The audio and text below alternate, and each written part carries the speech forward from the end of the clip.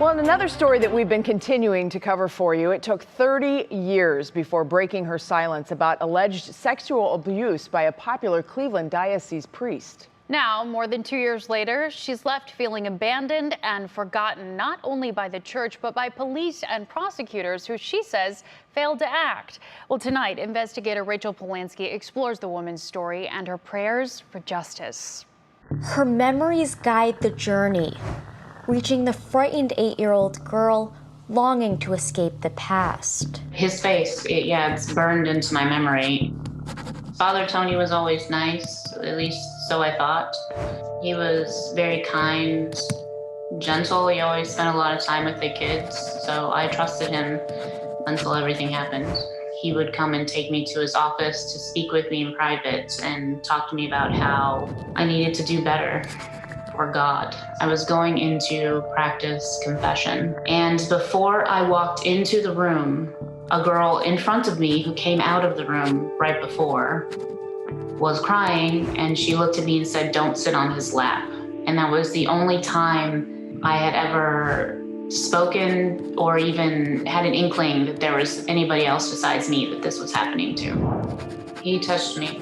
It stopped when I eventually spoke up to him, and I said to him, "This is making me uncomfortable." And as an 8-year-old child, to say that, the look that he gave me when I said it to him, I think it scared him a little bit. I wasn't ready to deal with it. I didn't understand it. Being raised Roman Catholic, you don't really talk about sex and those types of things, especially at such a young age. After nearly 3 decades of silence, she did tell someone what she says Father Anthony Schuerger did to her at St. Raphael's Church, unleashing the long-buried memories to the Cleveland Diocese and the Bay Village Police. In greatly embarrassing and hurtful detail, I just have reached this point where I just want justice. I do not want them to work with kids. After she told her story to police, Father Schuerger was placed on leave as pastor of St. Malachy, adding another priest to a long list of accused abusers.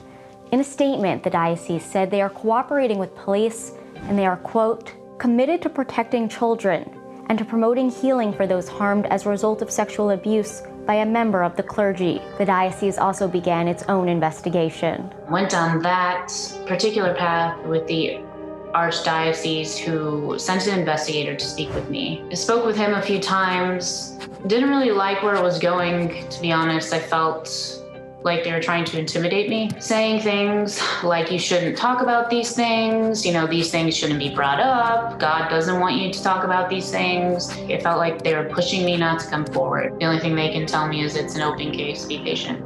Neither Bay Village Police nor Cuyahoga County prosecutors agreed to interviews, but they tell me their work is ongoing.